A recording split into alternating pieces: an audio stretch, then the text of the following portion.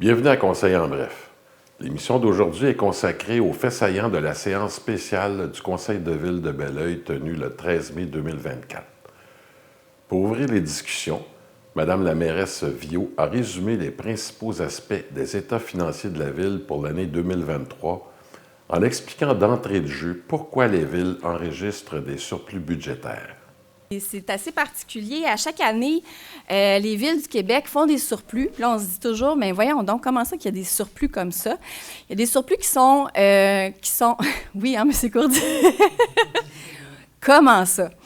Alors, on a des surplus qui sont prévisibles. On les budgète de façon très conservateur dans nos budgets annuels. On le sait, par exemple, qu'aux 4 ans, il y a des élections qui reviennent. Donc, on met un petit montant de côté à chaque année pour être capable d'avoir le montant nécessaire en année électorale pour payer une élection, par exemple. Donc, ça, on va aller chercher dans les surplus plutôt que de taxer les gens sur des éléments comme celui-là. C'est la même chose pour les évaluations qui reviennent de façon récurrente aussi aux 3 ans. Donc, c'est des éléments comme ça qu'on va retrouver. Alors ça, c'est déjà planifié parce que la Ville se doit, en fait, de ne pas terminer une année en déficit. On a l'obligation de ne pas être en déficit. Les surplus ainsi réalisés par l'administration municipale se sont élevés à 5 775 000 au 31 décembre 2023. Ils se détaillent comme suit. Donc, ce surplus s'explique de 2 façons. Je reviens un peu sur la façon, les mesures d'atténuation budgétaire. Là. Donc, je vous parlais de la gestion de la dette, les élections à venir, le rôle d'évaluation. Donc, c'était le fameux million qui était déjà calculé dans les budgets de fonctionnement 2023. Donc, on le retrouve. Et par la suite, c'est des éléments dont la Ville n'a peu ou pas de contrôle, qui ont une valeur de 4,7 millions cette année. Dont notamment les droits de mutation immobilière. Donc, je vous ai parlé d'une transaction majeure qui est celle du Maine-Montenac, qui nous a rapporté 1,6 million pour la transaction du Maine-Montenac. Il y a des revenus d'intérêt aussi, donc il y a des bons coups, des moins bons coups. Je m'excuse, M. Courdi, là, on va garder le silence, s'il vous plaît, avec le décorum pour la soirée. Merci. Si vous avez des questions, là, ça va être tout de suite après. On a des revenus d'intérêt, donc de 1,3 million qui viennent à cause des taux d'intérêt élevés en 2023, donc les sous ont rapporté. On a de la taxation complémentaire en cours d'année. Donc, des demandes de permis font en sorte que la valeur en cours d'année d'un bâtiment augmente selon les travaux qui ont été faits. Donc, ça a généré un surplus de 1 million cette année. Et il y a une variation des opérations et activités. Donc ça, c'est, par exemple, ça nous a coûté moins cher pour le déneigement cette année. Puis, on a fait un surplus au niveau de, vous allez être contents, au niveau du centre aquatique, M. Courdi, on a fait un surplus de 200 000 cette année. Donc, on va le retrouver aussi dans la variation des opérations et activités. Voici comment le Conseil de ville prévoit dépenser et investir ses surplus financiers. À chaque année, on met 50 000 dans le fonds des élections municipales là, pour que l'année des élections, on puisse avoir les sous suffisants pour être capable de bien fonctionner. On a aussi les provisions pour les mesures d'atténuation de la dette, un gros montant dans les surplus qu'on vient mettre là, de 900 000 $. Alors, c'est un élément important dans les surplus. Je vous avais parlé aussi là, de valeurs d'assurables... non, je vous en ai pas parlé, mais les valeurs assurables des bâtiments aussi. On met un morceau. On vient chercher à la ligne réserve pour les régies, donc 267 500 $ qui est retranché. Ça, en fait, c'est la mauvaise surprise qu'on a eue en fin d'année 2023, là, de la Régie d'assainissement des eaux. Il y a une problématique en litige actuellement et bien évidemment, comme les villes, les régies ne peuvent pas faire de déficit en fin d'année non plus. Alors, on a dû donner une quote-part supplémentaire là, pour avoir un budget équilibré au 31 décembre 2023. Donc, on met aussi de l'énergie sur les mesures d'accessibilité universelle, donc toujours bien important. Notre politique culturelle aussi, c'est un beau chantier à venir, donc ça nous permet de pouvoir mettre des sous là-dedans. On a un régime de retraite qui a été revu en fonction des conventions collectives qui ont été signées. Donc, on avait un montant là, déficitaire. On vient chercher une somme pour ajuster, dans le fond, le manque à gagner là-dedans. Et des provisions pour le centre aquatique. Donc, on s'est dit, cette année, 2023, a été la première année depuis l'ouverture du centre à faire une année dite normale. Parce qu'on a vécu beaucoup la pandémie, les demi-ouvertures, fermetures, réouvertures. Donc, cette année, on a engendré des surplus de 200 000 là, dans la gestion du centre aquatique.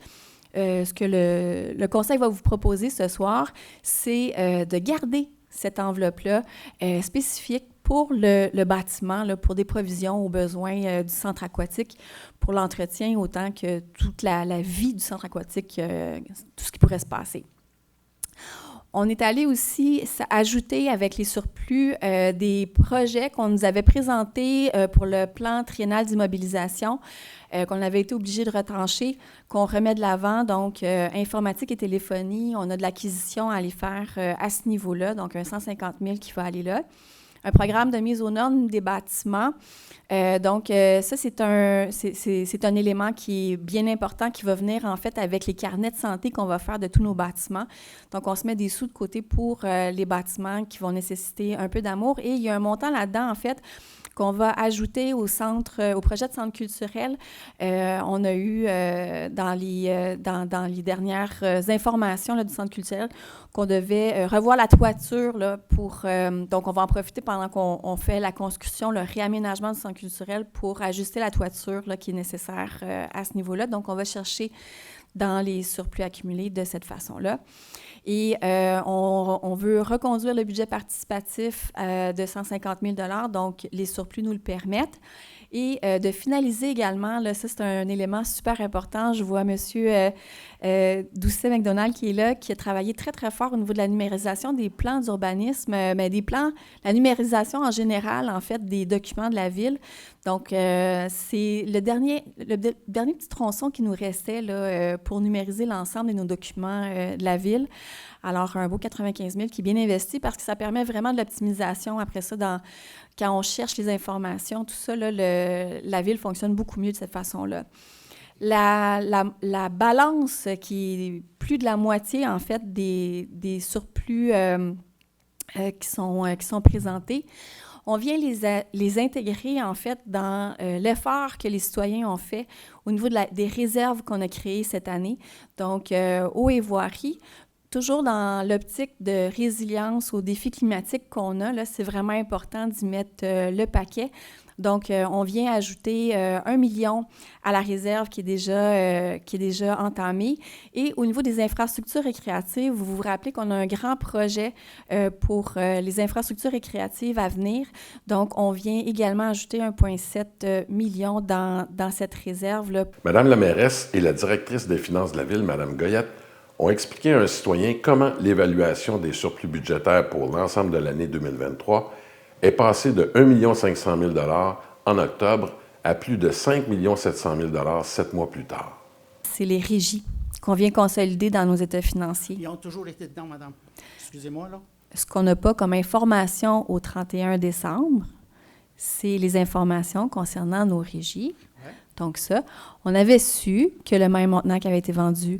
Par contre, on ne pensait pas arriver au montant qu'on avait pressenti pour les taxes de mutation notamment. Donc, il y a eu des études, des évaluations qui ont été faites après le 31 décembre qui nous ont amenés à ces chiffres. Je ne sais pas si Mme Goyette, vous souhaitez ajouter autre chose à cette information. En effet, M. Courdy, il y avait une anticipation qui est faite lors du rapport là, au mois d'octobre. À ce moment-là, on avait anticipé un surplus là, d'environ 1,5 million, mais qu'on venait ajouter aussi les mesures d'atténuation.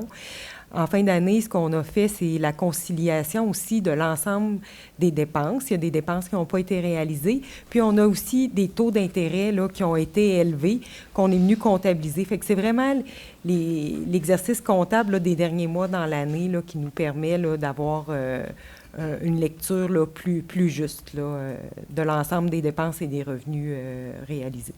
Mme Villot a par la suite donné davantage d'explications quant aux règles budgétaires applicables à la gestion des surplus financiers. Donc, au mois de décembre, on budgète. On doit avoir un budget équilibré en fonction des besoins. On ne peut pas prendre pour acquis des potentiels surplus à venir. Le gouvernement ne nous permet pas d'extrapoler sur des surplus potentiels à venir. On ne peut pas se dire qu'on va encourager 5 millions de dépenses supplémentaires alors qu'on n'aura pas ces surplus-là. Donc, ces éléments-là ont été bien expliqués en début d'introduction, je pense, où on a peu de contrôle sur les montants qui sont associés à ces surplus-là. Et maintenant, bien, on vient, en fait, bonifier les réserves qui ont été faites en sachant que les besoins vont être grands. Le montant qu'on vient chercher dans les réserves, je veux dire, on attend toujours les chiffres pour les besoins d'infrastructure, mais à vue de nez comme ça, là, c'est 65 millions qu'on a de besoin pour les infrastructures à venir. Donc, si on a de côté 1,5 million puis qu'on en rajoute 1,5, vous comprendrez que l'effort est encore à venir, là, puis à faire. Donc, c'est important pour le Conseil d'aller encourager l'effort qui a été fait par les citoyens pour aller bonifier les réserves qui ont été mises en place. La participation financière de la Ville de Belleuil à la gestion des 5 régies régionales est également comptabilisée dans ses états financiers. On est propriétaire de 5 régies. On parle de la régie de l'assainissement des eaux de la vallée du Richelieu, la régie de sécurité incendie, la régie intermunicipale de l'eau de la vallée du Richelieu et la régie intermunicipale des services animaliers. Donc, pour la dernière année, parce qu'au 31 décembre, la régie a fermé, mais évidemment, là, pour l'année 2023, on la retrouve encore avec nous. Et la régie intermunicipale de police Richelieu-Saint-Laurent. Donc, on est également propriétaire de ces régies-là. Donc, selon les normes en vigueur, le rapport financier doit consolider tous nos pourcentages de participation des organismes contrôlés. Vous voyez au tableau... Ah, il n'y a pas les deux... Bon, derrière vous, je suis bien désolée, madame, ça va être un peu plus compliqué. On a des copies papier si vous voulez suivre le flow. Mais donc, vous pouvez voir en termes de pourcentage, en fait, nos propriétés en fonction de chacune des régies. Donc, c'est intéressant aussi de découvrir là, notre part d'implication dans chacune d'elles. Donc, leur gestion demeure néanmoins sous la responsabilité de conseils d'administration respectifs. La firme de vérificateurs comptables a toutefois émis une réserve à son approbation des états financiers de la Ville. Mme Goyette en donne les raisons. En fait, la norme, ce qu'elle vient demander, c'est lors de la disposition d'un actif. Par exemple, un nouveau bâtiment, quand on va le démolir dans 40 ans, si on le démolit là, même, là, ou si on enlève des contaminants, qu'est-ce qu'il y aurait dedans? Il faut le considérer immédiatement pour conserver les sous pour quand on va en disposer. Donc là, il faut faire l'évaluation de l'ensemble de nos bâtiments, regarder s'il y a des bâtiments qu'on a de l'amiante, s'il y a des bâtiments qu'on a des éléments contaminants, puis de venir déjà garder une réserve pour quand ces moments-là vont arriver dans le futur, ce qu'on n'avait pas besoin de faire auparavant. Donc, les travaux vont être amorcés là, avec justement notre plan de gestion des actifs. Le Conseil a adopté une résolution à la dernière séance à cet effet-là. Donc, l'ensemble des villes là, se retrouvent là, dans la même situation. Là. Mme Biot a évoqué le rapport des activités de son administration en faisant l'éloge des équipes de travail de la Ville. On a travaillé fort au niveau d'une planification stratégique pour jeter les bases solides pour concrétiser nos idées audacieuses. Ce rapport offre un aperçu de nos réalisations durant cette période de transition, mettant en avant le dévouement de nos équipes municipales et nos réussites les plus marquantes. Donc, on s'est limité en fait à 5 éléments par équipe de travail. On aurait pu en mettre beaucoup plus. C'était difficile de prioriser, mais vous en aurez un aperçu là, en lisant le rapport d'activité qui va être rendu disponible sur le site Internet dès demain matin pour les curieux. L'élaboration de la planification stratégique 23-28 résulte d'une réflexion approfondie de nombreuses consultations avec nos citoyens, notamment. On a profité des tables de quartier 2022 pour être capable d'élaborer des priorités à venir. Ce plan stratégique oriente nos actions futures, reflète notre engagement à répondre aux besoins actuels tout en anticipant ceux de l'avenir. Mme la mairesse a profité de la présentation des états financiers et du rapport des activités de son administration pour rappeler quelques réalisations en 2023. Le déploiement du service 311 à Belleuil, donc votre guichet unique pour toutes les demandes rendant la municipalité plus accessible que jamais. Je ne sais pas s'il y en a dans la salle qui ont essayé le 3-1-1. C'est intéressant parce qu'en fait, on a accès à une vraie personne à l'extérieur des heures de bureau et la fin de semaine aussi. Donc, simplement à contacter le 311 pour avoir accès à l'information. Donc, très, très intéressant. La virtualisation des dossiers, fournisseurs et passage au traitement sans papier qui réduit notre empreinte écologique tout en optimisant notre efficacité. La réfection et la réhabilitation de plusieurs rues. Donc, on parle souvent là, de subdiviser nos infrastructures souterraines. Une des réserves, notamment, là, nous permet d'accélérer le pas dans la subdivision des infrastructures souterraines pour être capable d'être plus résilient lors de fortes pluies. Donc, on est capable de diviser, en fait, nos eaux usées, les eaux qu'on utilise dans la maison, et un tuyau qui est réservé uniquement aux eaux de pluie. Alors, c'est un bon qui est très, très important, notamment dans un contexte où on est en développement pour encore plusieurs années. L'inauguration du Media Lab en accès libre pour tous les citoyens. Super intéressant, le Media Lab. On retrouve un espace à la bibliothèque, en fait, qui vous permet d'avoir accès à une découpeuse au laser. On a une imprimante en 3 dimensions. On peut faire aussi de la couture, on peut faire des macarons. En fait, ce qui est intéressant, c'est que toutes les écoles, ou presque, là, si je ne me trompe pas, de Belleuil, sont venus faire leur tour, là, une classe à la fois, pour découvrir le matériel. Par contre, on n'avait pas de temps après pour pouvoir garder en espace libre l'utilisation du Media Lab. Donc, on a ajouté cette année des espaces libres pour que les gens puissent le découvrir à l'extérieur du scolaire ou parascolaire. Donc, on a découvert plusieurs passionnés chez nos jeunes au primaire là, qui adorent venir faire des casquettes, des imprimés, toutes sortes de belles choses créatives à la bibliothèque. Donc, vraiment chouette.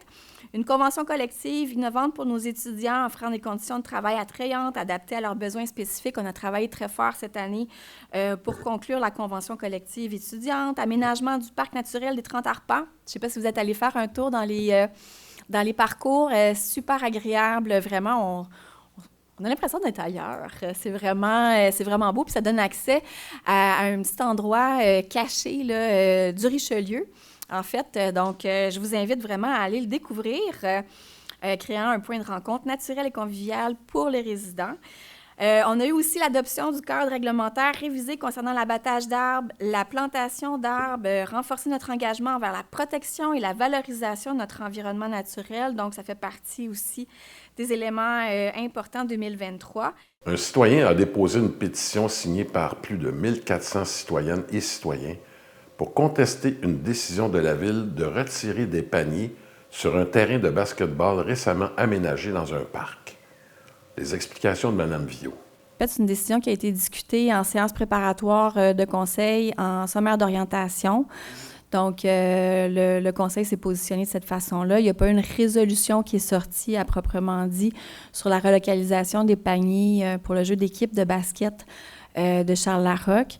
Ce qui a amené le conseil à réfléchir, c'est suite à de l'incivilité, qu'on a de la difficulté à gérer sur cet espace-là. Donc, c'est pas parce qu'un ballon fait du bruit, c'est parce qu'il y a de l'incivilité qu'on n'est pas capable de contrôler. On a fait appel à la police, on a fait appel à un service de sécurité privé. Malgré les efforts qu'on fait, là, les voisins tout près du parc me ramènent des excréments humains, des problématiques là, d'incivilité. C'est vraiment ça. J'ai des gens qui souhaitent rester anonymes, qui habitent autour, qui trouvent que les attroupements sont intimidants pour les jeunes qui vont moins jouer dans le parc. Donc, dans un contexte comme ça, on s'est bien rendu compte, en fait, que c'est une magnifique installation. Oui. Puis vous avez raison, c'est une magnifique... Même si les lignes... je suis allée rencontrer les jeunes à la Polybelle, là, puis ils m'ont dit... Madame, les lignes ne sont pas à bonne place. Même si les lignes ne sont pas à bonne place, c'est une magnifique surface, là. Mais on est très près du résidentiel. C'est une problématique. On a essayé de trouver des solutions. Là, depuis l'année dernière, on travaille avec le Centre de services scolaires pour faire une proposition d'infrastructure clôturée de qualité sur le terrain de la Polybelle qui va pouvoir répondre à nos passionnés de basket parce que On a une belle concentration de basket à notre école secondaire. Puis, on le voit bien, là, qu'on a beaucoup d'utilisateurs du parc Charles-Larocque qui proviennent de la concentration basket, qui se retrouvent entre amis. Donc, on a souhaité, en fait, qu'il y ait des infrastructures de qualité qui puissent voir le jour au bon endroit, à la Polybelle. Donc, on le travaille vraiment fort. On est en attente du centre de service scolaire, mais on a bon espoir. Là. Tout le monde est très, très ouvert dans un projet comme celui-là.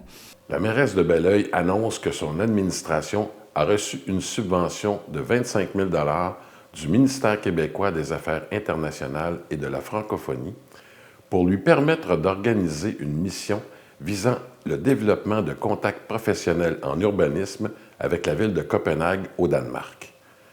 Pour la réaliser, Belleuil ajoutera 45 000 afin d'y déléguer, du 2 au 5 juin prochain, Mme Viault elle-même, ainsi que 6 conseillers municipaux et 4 membres du personnel cadre de la ville. Donc, super intéressant dans le contexte où on a un nouveau quartier à construire, à développer.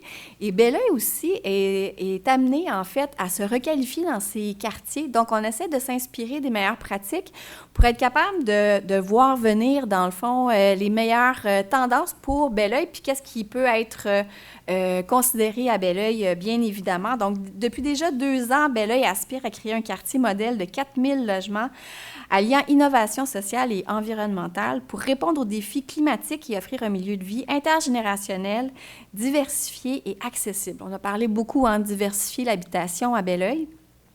La Ville se fait accompagner par les ateliers Pierre Thibault dans l'élaboration de ce projet d'envergure, dont les grands principes ont été présentés à la population en novembre 2022. L'urbanisme scandinave inspire Belleuil dans sa quête d'un développement urbain plus durable, résilient, axé sur la durabilité, l'innovation sociale et la qualité de vie. Afin de bien comprendre l'esprit du projet, la Ville de Belleuil procédera à une mission du 2 au 5 juin prochain à Copenhague, au Danemark, en compagnie de l'architecte Pierre Thibault. La délégation de Belleuil, composée de 7 élus et 4 employés, participera à des visites de projets et des ateliers qu'on va faire directement à Copenhague et l'organisation d'une conférence locale pour partager les enseignements qui seront tirés donc, à notre retour dès l'automne 2024. La mission Ville de Belleuil-Copenhague vise à échanger les meilleures pratiques avec des experts urbains danois pour façonner l'avenir des nouveaux quartiers de Belleuil. Cette collaboration ouvre la voie à des partenaires à long terme et à des échanges continus en matière d'urbanisme durable. Les retombées attendues de ce projet toucheront divers domaines, y compris les sphères scientifiques, économiques, sociétales, avec un accent sur l'intégration de technologies vertes et de stimulation de l'économie locale. Un citoyen a interrogé le Conseil sur la pertinence d'y déléguer autant de conseillers municipaux. Madame Viault. Bien, on parle de la construction d'un quartier de 4000 portes qui s'en vient à Belleuil, donc un impact vraiment important. Puis, c'est à la proposition, en fait, de M. Thibault qui nous parlait des grands principes à travailler puis à mettre en réglementation, qu'on a jugé vraiment important d'aller s'imprégner de ces pratiques-là qu'on ne connaissait pas comme élu. Et dans cette optique-là, on fait 4 jours à Copenhague, donc on ne s'en va pas se dorer la couenne, vous comprendrez, là. Ça va être des journées très, très chargées où on va faire des ateliers, on a un parcours là, qui va être bien chargé pendant ces 4 jours-là, qui va nous permettre, en fait, de comprendre puis de voir, en fait, les bons coups qu'on pourrait retrouver puis qu'on pourrait ramener à Belleuil. Alors, c'est la raison pour laquelle on y va en si belle délégation. Puis, on a limité le nombre de jours au plus possible pour justement restreindre tous ces déplacements-là. Mais c'était important d'y aller à la majorité du conseil pour être capable de bien comprendre parce que toute la réglementation qui va découler après de la proposition du nouveau quartier à venir, mais aussi de tous les autres quartiers qui sont existants à Belleuil. Il va y avoir des nouvelles façons, des nouvelles pratiques urbanistiques qu'on va vouloir implanter. Donc, c'est important de bien comprendre et saisir la notion puis l'impact que ça peut avoir dans une communauté. Donc, pour certains, avec un documentaire, c'est suffisant, mais il n'y a rien comme d'aller vivre tel quel pour mieux le comprendre. Vous voyagez beaucoup, M. Courdy. Donc, j'imagine que vous Mais c'est pas la comprenez ville qui ce paye, là. détail-là. Monsieur le conseiller Robert a fait état au Conseil des remarques citoyennes qu'il a reçues dans son district concernant la nouvelle configuration du marquage au sol sur les rues Yvon-Lheureux Nord, La Rose et Serge Pepin. Il y a eu beaucoup de confusion. J'ai eu énormément de commentaires de citoyens. Donc, sachez que j'ai été en communication avec Mme la mairesse. Le message est transmis aux travaux publics. On attend une réponse concernant le travail qui doit être complété selon le plan qui a été présenté dans une communication la semaine dernière dans le communiqué courriel Belleuil. Voilà qui conclut cette édition de Conseil en bref, qui reprenait des faits saillants de la séance spéciale du Conseil municipal de Belleuil tenue le 13 mai dernier. Nous espérons que l'émission vous a plu. Ici Louis Bibeau qui vous dit à la prochaine.